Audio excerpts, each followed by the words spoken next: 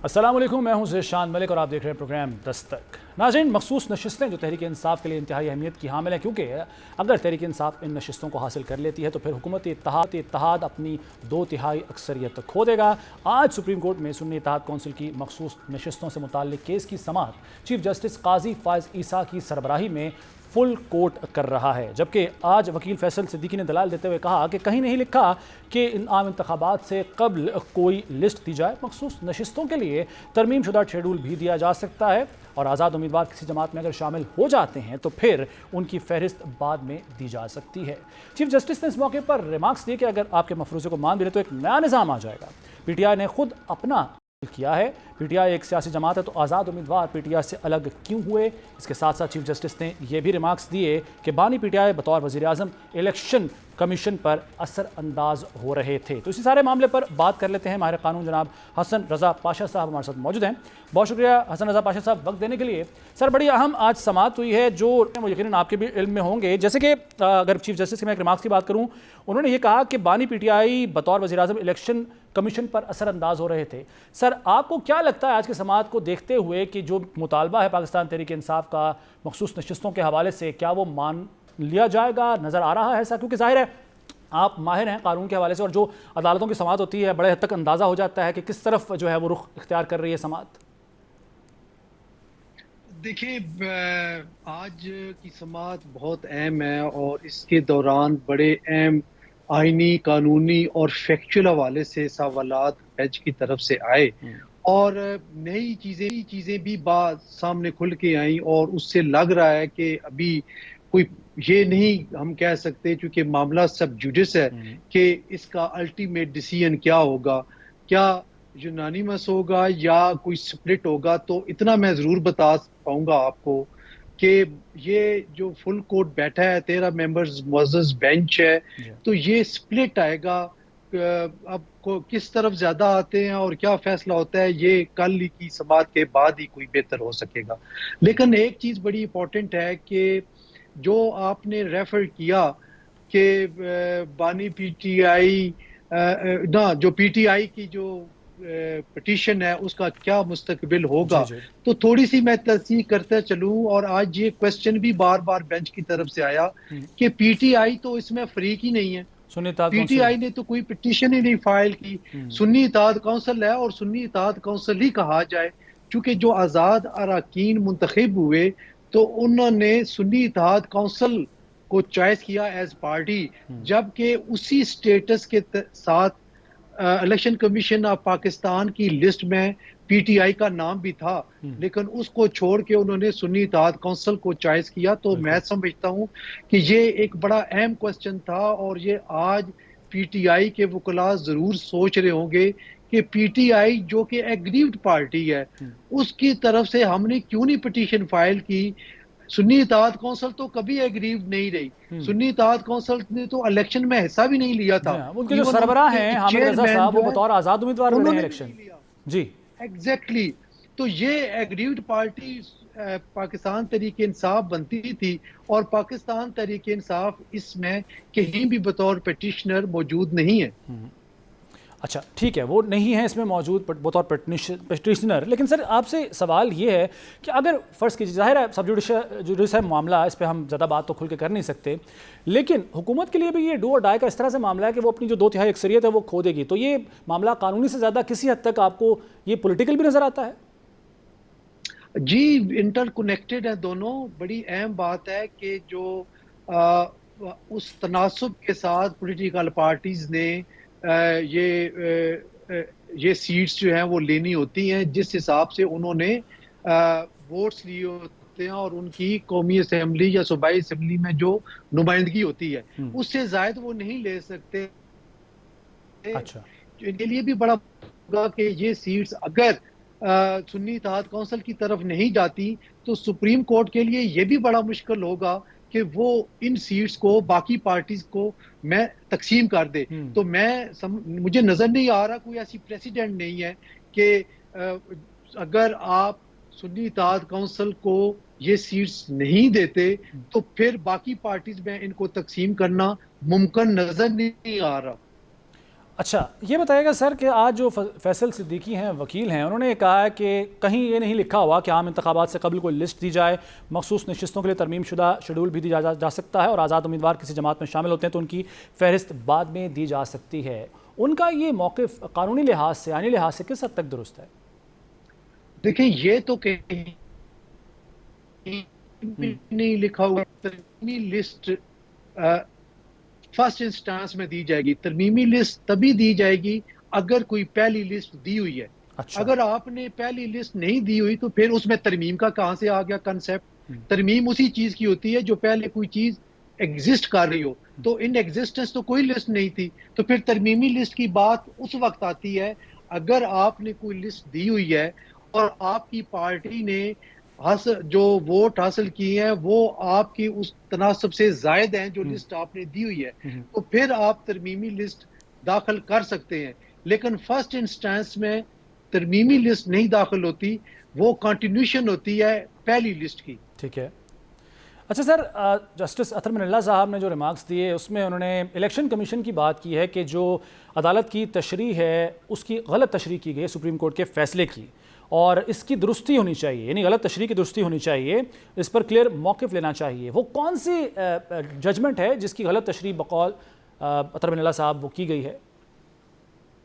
जी, वो देखें, एक तो बल्ले का निशान लेने वाली बात पे जस्टिस मुनीब साहब ने भी ये फरमाया कि इसकी तशरीह गलत हुई है, और दूसरा वर्कर्स पार्टी वाले केस के हवाले से जो बात की गई है उस पे बात हुई है। और तीसरी बात जो कि एक आपको याद होगा, बाप पार्टी को सीट दी गई केपीके में 2018 के इलेक्शन में, तो उसकी तशरीह के हवाले से भी बात की गई है। तो वो मेरा ख्याल है इन केसेस जो कि जिन केसेस पे रिलाय किया जनाब फैसल सिद्दीकी साहब ने, उन हवाले से ये बात जनाब जस्टिस अतर मिनल्ला साहब ने की है कि इनकी तशरीह इलेक्शन कमीशन ऑफ पाकिस्तान ने दुरुस्त तौर पे नहीं की। अच्छा, इससे पहले सुन्नी इत्तेहाद कौंसिल की नुमाइंदगी नहीं थी असम्बली के अंदर, उसके बाद जो अभी ज़िमनी इंतखाबात हुए हैं उसमें एक सीट जीती है केपी से सुन्नी इत्तेहाद कौंसिल ने, तो इस तब्दीली के बाद यानी एक सीट होना किस हद तक फ़र्क पड़ सकता है? सुन्नी इत्तेहाद कौंसिल की दरख्वास्त पर कोई इस पर मुस्बत असर पड़ सकता है उनके लिए? स्ट्रॉन्ग हो सकती है उनकी ये? मेरी ज़ाती राय है कि जिस वक्त 87 आज़ाद अरकान शामिल हुए सुन्नी इत्तेहाद कौंसिल में, अगर उस वक्त कोई एक आध मेंबर उनका बनना हुआ होता और वो पार्लिमानी पार्टी तस्वर की जाती, तो फिर उसका फायदा शायद उनको मिल सकता था, जिस तरह के बाप पार्टी वाले केस में 2018 में उन बाप पार्टी को केपीके में एक सीट दी गई थी, क्योंकि वो पार्लिमानी पार्टी बन चुकी थी। लेकिन जब ये 87 आज़ाद अरकान शामिल हुए सुन्नी इत्तेहाद कौंसिल में, तो सुन्नी इत्तेहाद कौंसिल उनकी शमूलियत से पहले पार्लिमानी पार्टी की हैसियत से उसका वजूद नहीं था, और उसका स्टेटस इसी तरह था जिस तरह पीटीआई का स्टेटस था, कि दोनों पार्टीज की तरफ से किसी भी कैंडिडेट ने आम इंतखाबात में हिस्सा नहीं लिया, और दोनों पार्टीज रजिस्टर्ड पार्टी के तौर पे इलेक्शन कमीशन ऑफ पाकिस्तान की लिस्ट में शामिल थी। इसीलिए जनाब चीफ जस्टिस साहब ने जब ये क्वेश्चन किया कि अगर वो सुन्नी इत्तेहाद कौंसिल की तरफ जा सकते थे तो उन्होंने क्यों नहीं चॉइस किया पीटीआई में शामिल होने का। PTI as political party, registered political party list में शामिल थी, उसी तरह शामिल थी जिस तरह सुन्नी इत्तेहाद कौंसिल की पार्टी उस लिस्ट में शामिल थी। तो ये बहरहाल बड़ी इंटरेस्टिंग सूरत हाल डेवलप हो गई है, क्योंकि दोनों का स्टेटस एक जैसा था 8 फरवरी को। बिल्कुल ठीक है। हसन रज़ा पाशा साहब माहिर कानून हमारे साथ मौजूद, बहुत शुक्रिया सर आपके वक्त का। तो नाज़रीन, आपने सुना जो आज दिए गए जो केस की समाअत हुई उसके हवाले से जो कानूनी पहलू है, कानूनी नुक्ता नज़र है, वो हसन रज़ा पाशा साहब ने बयान किया। किसी भी मुल्क की मईशत का इस्तेहकाम अंदरूनी और बैरूनी इस्तेहकाम से मुंसलिक होता है। मुल्क में लॉ एंड ऑर्डर की सूरत हाल बेकाबू होगी तो मईशत कभी भी परवान नहीं चढ़ सकेगी। पाकिस्तान भी अपनी मईशत के इस्तेहकाम के लिए कोशा है, लेकिन हालिया दहशत गर्दी की लहर ने इस अमन को बुरे तरीके से मुतासिर किया है और अब इसी अंदरूनी खलफशार से निपटने के लिए पाक फौज और सिविल हुकूमत मुत्तहिद नजर आ रही है। यही वजह है कि वज़ीर-ए-आज़म ने नेशनल एक्शन प्लान पर मरकज़ी अपेक्स कमेटी के इजलास में मुल्क में दहशतगर्दी से निपटने के लिए ऑपरेशन अज़्म इस्तेहकाम की मंजूरी दे दी है। पाक फौज ने पहले भी ऑपरेशन रद्दुल फसाद और ऑपरेशन ज़रब अज़ब के जरिए दहशतगर्दों के मज़मूम अज़ाइम को खाक में मिलाया है और अब एक बार फिर मुल्क के अमन को ख़राब करने वालों के खिलाफ पाक फौज नया ऑपरेशन लॉन्च करने जा रही है। ऑपरेशन अज़्म इस्तेहकाम शुरू करने की मंजूरी देकर बिलाशुबा एक ऐसा कदम उठाया गया है जो हालात का तकाजा था। पाकिस्तान को दरपेश मौसमी मुश्किलात के बुनियादी असबाब में सियासी अदम इस्तेहकाम और दहशतगर्दी सरे फहरिस्त हैं। चीन और पाकिस्तान के दीगर दोस्त ममालिक ने भी इस अमर का भरपूर इजहार किया है। मुल्क के 2 सूबे बलूचिस्तान और खैबर पख्तूनख्वा हालिया दहशतगर्दी से सबसे ज़्यादा मुतासिर हैं। खैबर पख्तूनख्वा में दहशतगर्दी के वाक़यात में बिलअमूम अफ़गानिस्तान में मौजूद TTP के मुख्तलिफ पाकिस्तान दुश्मन गिरोह मुलव्वस हैं, लेकिन बदकिस्मती से मौजूदा अफ़गान हुकूमत बार बार यकीन दहानियों के बावजूद इन गिरोहों को अपनी सरजमीन इस्तेमाल करने से रोकने में नाकाम रहा है। दहशतगर्दी के फितने का जड़ से खात्मा करने के लिए ज़रूरी है कि माजी की तरह एक और भरपूर और मुल्क गिर ऑपरेशन शुरू किया जाए, लेकिन बदकिस्मती से इस अहम इशू पर भी तहरीक इंसाफ सियासत करने से बाज नहीं आ रही। तहरीक इंसाफ तो ऑपरेशन अज़्म इस्तेहकाम की भरपूर मुखालिफत कर रही है। PTI के रहनुमा बैरिस्टर गौहर और उमर अयूब तो कहते हैं कि किसी भी ऑपरेशन से पहले पार्लियामेंट को एतमाद में लेना ज़रूरी है, लेकिन इस हवाले से पार्लियामेंट को एतमाद में नहीं लिया गया। जबकि कहते हैं कि किसी भी ऑपरेशन की मुखालिफत की जाएगी। ये तीनों रहनुमा क्या कहते हैं, ज़रा देखिए। कोई भी ऑपरेशन हो, चाहे वो इंटेलिजेंस बेस हो, चाहे वो फुल फ्लेज ऑपरेशन हो, चाहे वो सर्टन डिस्ट्रिक्ट्स में हो, उसके लिए इस पार्लियामान को इत्मीनान में लेना जरूरी है। हमारा पॉइंट ऑफ ऑर्डर पे ये नुक्ता उजागर करना था, इसलिए हमारा मुतालिबा यही है कि कोई भी ऑपरेशन हो वो पार्लियामान को इत्मीनान में लिए बगैर किसी सूरत शुरू ना हो। किसी तौर पर किसी ऑपरेशन की हमायत नहीं कर सकते। इस वक्त इजलास जारी है, आप इतना बड़ा फैसला कर रहे हैं तो आप इस पार्लियामेंट को खाते पे भी नहीं लाते, तो फिर ये पार्लियामेंट है किस लिए? सादा और सिंपल कि अगर कोई डिसीजन हुआ है तो पार्लियामेंट को में लाया जाए और पार्लियामेंट को इत्मीनान में लिया जाए। किसी किस्म का कोई ऑपरेशन होता है, पार्लियामेंट को कॉन्फिडेंस मिले, पार्लियामेंट में ये चीज आती है और जो चीज है जो वजीर आजम इमरान खान साहब ने बार कही है कि हम लोग किसी और के जंग में अपने आप को नहीं धकेल सकते। जी, आपने सुना तीनों ने क्या कहा। असद कैसर तो यहाँ तक कहते हैं कि किसी भी ऑपरेशन की मुखालिफत की जाएगी। तहरीक इंसाफ को ये बात समझ क्यों नहीं आ रही है कि मुल्क है तो हम हैं। तहरीक इंसाफ पर तो पहले ही मुल्क दुश्मनी के इल्ज़ामात लग रहे हैं। ऐसे में वो मुल्की और मुआशी मुफाद में होने वाले ऑपरेशन अज़्म इस्तेहकाम की मुखालिफत करके इस तासुर को तो दुरुस्त साबित कर रही है। अब आज वज़ीर आला खैबर पख्तूनख्वा ने बानी PTI से अडियाला जेल में ऑपरेशन से मुतालिक मुशावरत की। उनका क्या कहना था, ज़रा सुनिए। गवर्नमेंट पॉलिसी है वो खान साहब ने देनी है, तो उस हवाले से खान साहब से अभी मुलाकात हुई, मैंने उनको बताया। उस दिन जो हमारी एपेक्स कमेटी की जो मीटिंग हुई जिसमें नेशनल एक्शन प्लान पे बात हुई, तो उसमें एक पॉलिसी बताई गई। वो पॉलिसी ये थी कि मुल्क के अंदर अमन अमान होना चाहिए, बिल्कुल। इसी तरह मुल्क के अंदर दहशतगर्दी का खात्मा होना चाहिए, बिल्कुल। लेकिन उसके अंदर कहीं पर भी कोई ऐसी बात कि जी कोई ऑपरेशन किया जाएगा और ये पूरे पाकिस्तान के लिए था और उसमें GB और AJK भी साथ शामिल था कि उनके अंदर ये एक पॉलिसी है जो होनी चाहिए, उसको एक नाम दिया गया। वो जो नाम आया वहाँ पर वो था अज़्म पाकिस्तान। उसके साथ ऑपरेशन का लफ्ज न पहले था न बाद में था, और वो रिकॉर्ड पे होगा। वो जो भी प्रेजेंटेशन वहाँ पे दी गई वो रिकॉर्ड पे है। अब तहरीक इंसाफ ऑपरेशन से इज्तनाब कर रही है, जबकि इस रवैये पर हुकूमत का मौक़िफ़ ये है कि जब ऑपरेशन की बात की गई तो तहरीक इंसाफ इस पर खामोश रही और कोई मुखालिफत नहीं की। ख्वाजा आसिफ तहरीक इंसाफ पर कड़ी तनकीद करते हुए कहते हैं कि ये एहतजाज करके दहशत गर्दों के साथ खड़े हैं। ये आज भी और कल भी 9 मई वाले हैं। कदम नहीं उठाना चाहते जिसको सियासी मुफादात का बहाना बना के पर्पस को, उस मौजू को जो है निशाना बनाया जा सके। अगर इनका कोई एतराज है तो इंशाअल्लाह ताला जब ये मसला इस हाउस में आएगा तो इंशाअल्लाह ताला ये भी उस पे बोल सकते हैं। अपनी असलियत का जो है मुजाहिरा कर रहे हैं कि इनकी एक्चुअली सियासी औकात क्या है, गाली के साथ सियासत करना चाहते हैं। कल की मीटिंग के अंदर इनके खैबर पख्तूनख्वा के वजीर आला वहाँ पे मौजूद थे, उसके सामने ये रिजॉल्व किया गया कि ये इकदामात उठाए जाएंगे दहशतगर्दी के खिलाफ। इनकी औकात ये है, कोई शर्म होती है, कोई हया होती है, कोई गैरत होती है। ख्वाजा आसिफ जहां तहरीक इंसाफ पर तनकीद के निश्तर बरसा रहे हैं, वहीं वज़ीर क़ानून आज़म नज़ीर तारड़ फरमाते हैं कि तहरीक इंसाफ के तहफ़्फ़ुज़ात दूर किए जाएंगे और नेशनल सिक्योरिटी कमेटी का इन कैमरा इजलास पार्लियामेंट में बुलाया जाएगा और हमारा वज़ीर आज़म भी इजलास में मौजूद होगा।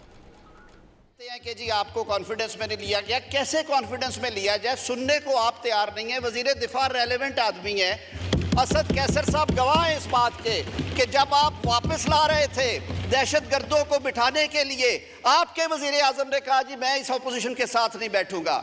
हमारा ज़र्फ देखें, हम बैठे हैं, मेरा वजीर आजम भी आएगा, मेरी काबीना भी आएगी यहाँ पे इंशाअल्लाह उल अज़ीज़, और कोई चीज हम छुप के ना करते हैं ना करेंगे इंशाअल्लाह उल अज़ीज़। हम डंके की चोट पे इस मुल्क के लिए अपनी जानें भी देंगे, नजराने भी देंगे अपना।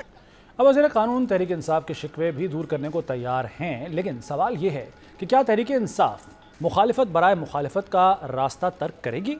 ये बात दुरुस्त है कि तहरीक इंसाफ ने हालिया कुछ अरसे में रियासत के लिए रुकावटें खड़ी करने की कोशिश की, जिसमें से ताज़ा तरीन मिसाल खैबर पख्तूनख्वा में वज़ीर आला अली अमीन गंडापुर की ज़बरदस्ती ग्रिड स्टेशन पर चढ़ाई करना है। तहरीक इंसाफ जिस समत चल रही है उसको देखते हुए ही इस जमात पर पाबंदी लगाने के हवाले से भी चहमगोइयाँ शुरू हो गई हैं। तहरीक इंसाफ का मौक़िफ़ है कि खैबर पख्तूनख्वा में पहले ही कई ऑपरेशन हो चुके हैं और मुल्क मज़ीद ऑपरेशंस का मुतहम्मिल नहीं हो सकता। तहरीक इंसाफ की रहनुमा शानदाना गुलजार भी कुछ इसी तरह के अज़ाइम का इजहार कर रही हैं।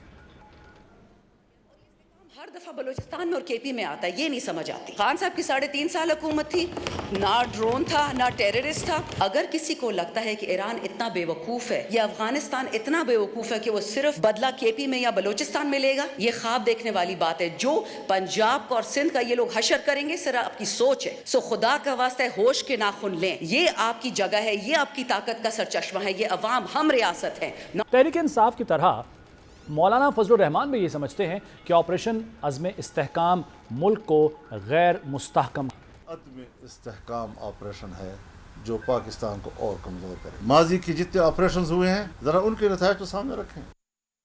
तो आपने सुना कि खैबर पख्तूनख्वा के हवाले से मौलाना फजलुर रहमान क्या कहते हैं, और इससे पहले जो तहरीक इंसाफ का मौक़िफ़ रहा है वो भी हमने आप तक पहुँचा दिया। तो इसी सारे सूरत-ए-हाल पर बात करेंगे। मेरे साथ मौजूद हैं ब्रिगेडियर रिटायर्ड फ़ारूक हमीद साहब। बहुत शुक्रिया ब्रिगेडियर साहब वक्त देने के लिए। आपसे मैं सर ये जानना चाहूँगा, ऑपरेशन जिस तरह से दहशतगर्दी के वाक़यात बढ़ रहे हैं, मुसलसल हो रहे हैं, जाने जा रही हैं, जवान शहीद हो रहे हैं, आपके ख्याल में ऑपरेशन क्या वक्त की ज़रूरत नहीं है? क्योंकि माजी में भी ऐसे ऑपरेशन हो चुके हैं और उनके हमने मुस्बत नताइज देखे भी हैं। अब ऐसे वक्त में एक सूबा जहाँ पर पाकिस्तान तहरीक इंसाफ की हुकूमत है, उनकी जानिब से इस पर रद्द-ए-अमल आना, क्या आप समझते हैं कि इसके मनफी असरात होंगे और क्या इत्तफाक़ राय के साथ ऑपरेशन नहीं होना चाहिए? बहुत शुक्रिया। पहली बात तो ये है कि बिल्कुल इस वक्त हालात इस नहज तक पहुँच गए हैं कि हकीन रियासत पाकिस्तान को पाकिस्तान की मुसल्लह अफवाज की जारी बातें बेसिक जिम्मेदारी अब उनकी बनती है कि वो रियासत की रिट को रिस्टोर करें। हम कितने महीनों से दहशत गर्दी की वेव को देख रहे हैं, खासकर केपी में और बलूचिस्तान में भी, और दोनों सूबों में आपने नोट किया है कि चाइनीज़ को टारगेट किया जा रहा है और जिसके बाद दीगर इस किस्म के वाक़यात जो है हो रहे हैं, जिससे पाकिस्तान के इंटरनेशनल लेवल पे बहुत ही जिसका इमेज जो है वो ख़राब हो रहा है। और वो कह रहे हैं कि इस मुल्क में क्या हो रहा है, यहाँ पे कोई रूल ऑफ लॉ नहीं है, कोई रियासत अपनी रिट कायम करने में नाकाम है, ये क्या है? देखिए, मुझे हैरानी इस बात की है कि कल जो एपेक्स कमेटी की मीटिंग में CM KP साहब ने आज उन्होंने जो अपना प्रेस कॉन्फ्रेंस की है अडयाला जेल के बाहर, वो तो मैं तो हैरान रह गया हूँ। वो कह रहे हैं कि जनाब ये ऑपरेशन तो लफ्ज़ी के नहीं है, अभी तो क्लैरिटी आनी है ISPR की तरफ से। भाई और क्या क्लैरिटी आनी चाहिए? पूरा मीडिया बता रहा है, सब कल खबर पूरी चल रही है नेशनल मीडिया के ऊपर कि ये ऑपरेशन अज़्म इस्तेहकाम है, और ये नहीं है कि ये कोई KP स्पेसिफिक है, ये पूरा पाकिस्तान के लिए है और कंट्री वाइड है। इसमें बलूचिस्तान भी है, जहाँ जहाँ दहशत गर्दी है, जो ग्रुप हैं, जो उनकी बैकग्राउंड है, अक्रॉस द बोर्ड उनके खिलाफ कार्रवाई जो है वो होगी। जाहिर बात है इसमें। लेकिन ब्रिगेडियर साहब, सर इसमें एक चीज़ है ना, आप जिन शख्सियत का आपने हवाला दिया है, सर मैं आता हूँ, मैं चाहूँगा ऐड कर लें इसको। जिन शख्सियत का आपने हवाला दिया है उनकी अभी तक गैर संजीदगी ही नज़र आती है हमें। SIFC के इजलास में बैठते हैं तो बड़े अच्छे बच्चे बन के बैठते हैं, जो बातें होती हैं उनसे इत्तफाक करते हैं, बाहर निकलते हैं, सूबे में जाते हैं, आवाम के सामने होते हैं, मीडिया के सामने होते हैं, उनकी टोन बदल जाती है। तो उनको तो हम संजीदा ले ही नहीं सकते अली अमीन गंडापुर साहब को। देखिए, पहली बात तो ये कि PTI की बात कर लें। मुझे हैरानी इस बात की कि PTI के अंदर जो टॉप लीडरशिप है उनको क्लैरिटी नहीं है, उनको समझ ही नहीं आ रही कि ये क्या होने जा रहा है। PTI नेशनल असेंबली में उनके तमाम लीडरशिप ने इसको मिलिट्री ऑपरेशन कह के इसको रिजेक्ट किया, लेकिन यहाँ साथ ये भी कहा कि जी पार्लियामेंट में आएंगे, ब्रीफिंग होगी, तो अगर पार्लियामेंट अप्रूव करेगी तो फिर ठीक है। चलो, ये भी बात सामने आ गई। लेकिन उनके जो चीफ मिनिस्टर साहब हैं वो तो बिल्कुल उनको तो टोटली कंफ्यूज लगते हैं। और देखें, मुझे हैरानी इस बात की कि एक तरफ वो खुद कह रहे चीफ मिनिस्टर केपी कि जनाब रिट ऑफ द स्टेट जो है वो केपी में नहीं है, रूल ऑफ लॉ का बड़ा शदीद मसला है, दहशतगर्दी का मसला है। साउथ केपी में दहशतगर्द दंदनाते फिर रहे हैं। और उसके बाद आप देखें कि जितने बड़े रिसेंट वाकयात हुए चाइनीज के वो केपी में हुए, तो लिहाजा मुझे समझ नहीं आ रही है कि जब वो देखने के हालात, और ये भी कहा जा रहा है मतलब मौलाना फजल रहमान साहब ने भी थोड़ी देर पहले क्या कहा कि जनाब वो ऐसा केपी सूबा है कि शाम के बाद तो पुलिस की वहाँ पे स्टेट की सूबे की रिटी कोई नहीं है। इसका मतलब पुलिस शाम के बाद जो है पुलिस अपने महदूद हो जाती है अपनी चौकियों में, अपनी पुलिस मौलाना स्टेशन फजल रहमान में। साहब तो इसलिए भी कर रहे हैं ना मुखालिफत। मौलाना फजल रहमान साहब, हालांकि अगर देखा जाए ब्रिगेडियर साहब, तो इलेक्शन के हवाले से सबसे ज्यादा तनकीद यही करते रहे मौलाना फजल रहमान कि उन्हें मौका नहीं मिला अपनी कैंपेन चलाने का, क्योंकि दहशतगर्दी के हमले सबसे ज्यादा JUI और बिलखुसूस मौलाना फजल रहमान पर हो रहे थे। एक तरफ वो ये जवाब देते हैं, दूसरी तरफ अगर ऑपरेशन की बात होती है उसकी मुखालिफत भी करते हैं। मैं ये तो कह रहा हूँ उन्होंने इसको इतना पॉलिटिसाइज कर दिया, उनके अपने को अज़ाइम में पॉलिटिकल एम्बिशंस हैं जो कि कंसिडरेशंस हैं केपी में कि वो अगर ऐलान कर दें कि हम जनाब इस ऑपरेशन को सपोर्ट करते हैं। मैं खुल के बात कर रहा हूँ कि हम इस ऑपरेशन को सपोर्ट करते हैं, जो भी उसके खद्दोखाल होंगे, काउंटर्स होंगे और जिस तरीके से भी होगा, जहाँ कहीं भी होंगे, तो जनाब वो एक्सपेक्ट कर रहे हैं कि फिर TTP वाले जो है वो इन पे हमले करेंगे, तो ये लोग खतरे में आ जाएंगे। तो लिहाजा ये इसको पोलिटिसाइज नहीं करना चाहिए, इसको रियासत के मुफीद वसी मफाद में देखना चाहिए। और मुझे आप ये बताएं कि आज तो ANP वो भी प्रेस कॉन्फ्रेंस में बैठी थी, तो इसका मतलब ये है कि केपी के जितने पॉलिटिकल स्टेक होल्डर्स हैं वो अभी तक ऑपरेशन के नाम वाली जो बात चल रही है उससे वो एग्री नहीं है। लेकिन मैं एक बात अब कहना चाहता हूँ, मेरी बात सुन लें। साना APS हुआ था 2014 में, याद है आपको, दिसंबर में। With in few days all parties conference call की गई थी, तमाम पॉलिटिकल लीडर्स शामिल थे उसमें, अपना बानी PTI everybody was sitting there. उस वक्त के मिलिट्री जो चीफ थे वो भी आर्मी चीफ वो भी बैठे थे। और जनाब पाकिस्तान में रूल ऑफ लॉ के लिए, रिट ऑफ द स्टेट को बहाल करने के लिए, दहशतगर्दों की कमर तोड़ने के लिए तमाम ने फैसला दिया और फौज को कहा कि हम आपके साथ ऑपरेशन में शामिल हैं, हम सपोर्ट करते हैं। नेशनल एक्शन प्लान बना था जी उस वक्त, बिल्कुल ब्रिगेडियर साहब जी, नेशनल एक्शन प्लान बना था और दहशतगर्दों को मिलिट्री कोर्ट्स में ट्राई करने का सबने इजाजत दी, पॉलिटिकल पार्टी ने दी, सुप्रीम कोर्ट ने भी 2 साल के दिए और ऑपरेशन ज़र्ब-ए-अदब हुआ। मैं ये कहता हूं कि इस वक्त तो हालात मेरी नजर में उससे ज्यादा गंभीर हैं, क्योंकि 2 हमारे बड़े सूबे जो है वो इससे अफेक्टेड हैं डायरेक्टली। और दूसरे, मुझे बात कहनी भी चाहिए, लेकिन आपके ख्याल में मैं खुश होता हूं जब मुझे हर दूसरे दिन अखबार की और मीडिया भी हमारे बादशाह लोग हैं, फ्रंट पेज के ऊपर बड़ी तस्वीर क्या छापते हैं कि हमारे मोहतरम आर्मी चीफ और प्राइम मिनिस्टर साहब वो शोहदा के जस्ते खाकी को कंधा दे रहे हैं। ठीक है, इसमें एक बात तो बड़ी क्लियर है कि जनाब हमारे शोहदा जो है, हमारे फौजी अफसर जवान, हमारे पुलिस एहलकार, वो पाकिस्तान की सलामती, पाकिस्तान की सिक्योरिटी के लिए वो दहशतगर्दों का भरपूर मुकाबला कर रहे हैं। लेकिन फिर ये इसका एक नेगेटिव इफेक्ट तो आता है, मोरल इफेक्ट होता है अवाम का कि यार ये मतलब हम इसी काम के लिए रह गए। यही तो तनकीद होती है ना पाकिस्तान तहरीक इंसाफ पर कि इन्होंने आबाद किया बगैर तफरीक किए उन लोगों को भी जो दहशतगर्दी के संगीन वारदातों में मुलव्वस थे। अच्छा, मैं आपसे सर आखिर में ये जानना चाहूँगा, अब एक तरफ तो जैसे कि आपने भी इशारा कर दिया उस तरफ कि ये पोलिटिसाइज किया जा रहा है मामला, अब रेलिवेंट खुद को रखने के लिए PTI ये कर रही है। सेकेंडली सर बात ये भी हो रही है कि PTI पर पाबंदी लगा दी जाए। पाबंदी आपके ख्याल में मसले का हल है? अगर नहीं तो फिर आपके ख्याल में एक इत्तफाक राय के लिए क्या करना चाहिए गवर्नमेंट को, पाकिस्तान को? मैं ये समझता हूँ जिस तरह हमने 2014 में किया था साना APS के बाद, ऑल पार्टीज कॉन्फ्रेंस हुई थी, तमाम लीडरशिप शामिल थी, उनको ऑन बोर्ड लें, उनको ब्रीफ कर लें, पार्लियामेंट में ब्रीफ करें, इन कैमरा ब्रीफिंग हो, उनको बताया जाए एग्जैक्ट सूरत हाल कि जनाब अगर हम ये नहीं करेंगे तो we are gone.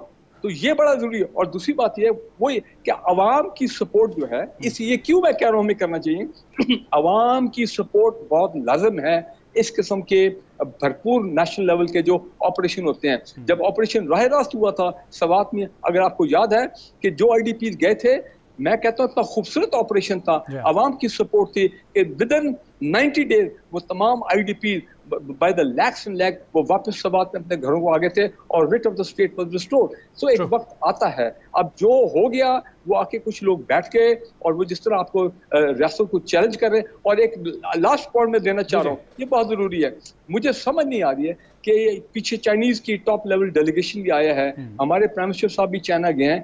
I am sure Chinese को भी ये बात सोचना चाहिए, हमारे दोस्त हैं, ऑल वेदर फ्रेंड्स हैं, इतने डीप ताल्लुकात हैं कि जनाब आप अफगान गवर्नमेंट के साथ आपके अरबों डॉलर की आप इन्वेस्टमेंट कर रहे हैं अफगानिस्तान में, खुदारा उनको कहें कि जनाब ये बड़े अफगानी पाए गए हैं जो, और टीटीपी तो है ही है, जिन्होंने चाइनीज के खिलाफ ये असैसिनेशन अटैक किया। साहब बड़ी माजरत के साथ आप इन्वेस्टमेंट की बात करें जो चाइना कर रहा है और दबाव डाल सकता है चाइना, लेकिन आप उस इन्वेस्टमेंट को भूल जाते हैं जो भारत वहां कर रहा है, और भारत के क्या अज़ाइम है ये आप और मुझसे छुपे हुए तो नहीं है ना? देखें वो तो बात लास्ट पॉइंट, वो तो बात सामने आ गई है कि कुछ लोग जो रिसेंटली मारे गए, पकड़े गए हैं, उन्होंने क्लियरली बता दिया कि अफगान तालिबान गवर्नमेंट जो है वो तो बिल्कुल इंडियन एजेंसीज के अंडर इन्फ्लुएंस है, सारी फंडिंग और ये तमाम चीजें वही लोग कर रहे हैं। सो मेरा कहने का मतलब है खुदारा ये तमाम पॉलिटिकल लीडरशिप इसको पोलिटिसाइज ना करें, ऑन बोर्ड आए for the sake of Pakistan, for the sake of our 2 provinces KP and Balochistan. और ये याद रखें केपी और बलूचिस्तान में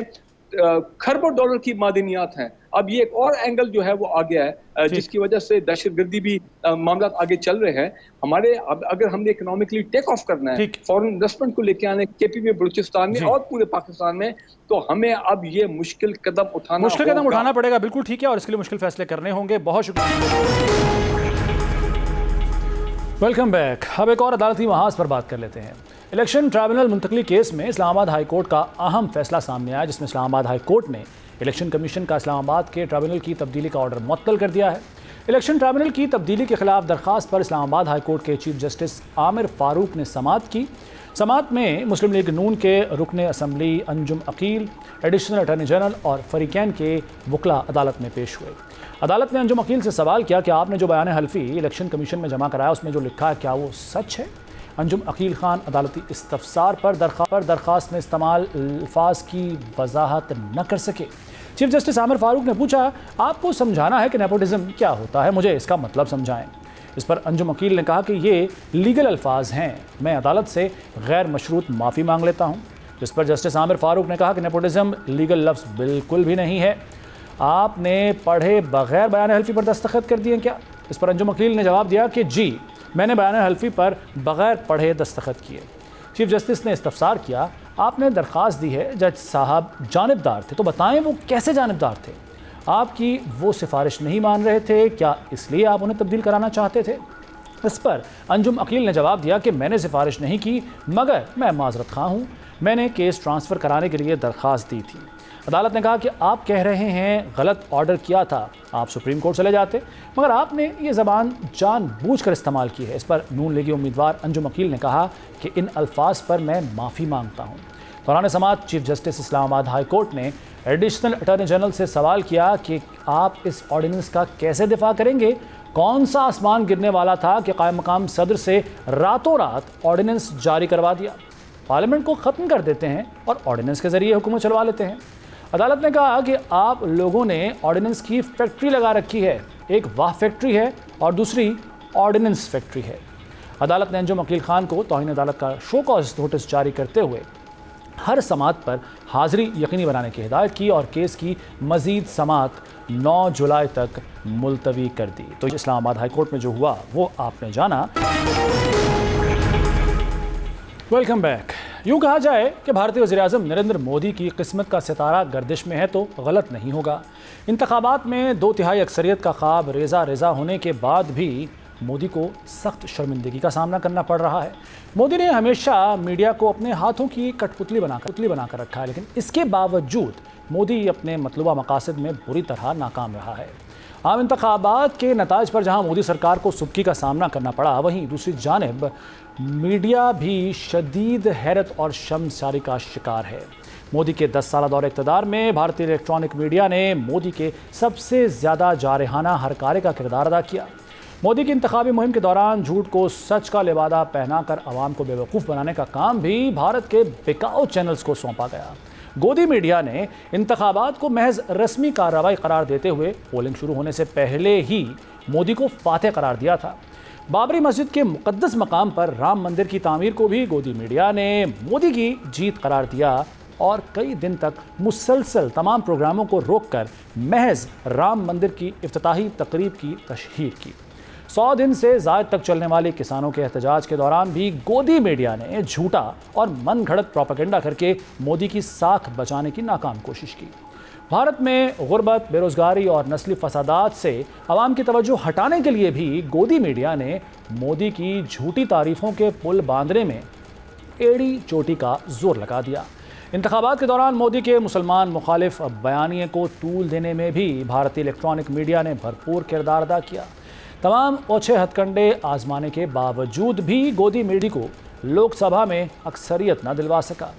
भारतीय इलेक्ट्रॉनिक मीडिया में निस्फ से ज़ायद चैनल्स मुतादिद कारोबारी शख्सियात के ज़रिए निगरानी काम करते, जो कि मोदी की ज़ाती लॉबी में भी खुसूसी नशिस्त के हामिल हैं। तो ये तमाम तरह चीज़ें उसके बावजूद मोदी जो है वो नाकाम ही है अभी तक, और उनके सितारे गर्दिश में दिखाई दे रहे हैं। और 2002 के गुजरात फसादात दुनिया आज भी याद कर रही है, और जिसके बाद से मोदी का जो असल चेहरा है वो दुनिया के सामने आ चुका है। तो ये तमाम मौज़ूआत हैं जिन पर आज के प्रोग्राम में हमने बात की।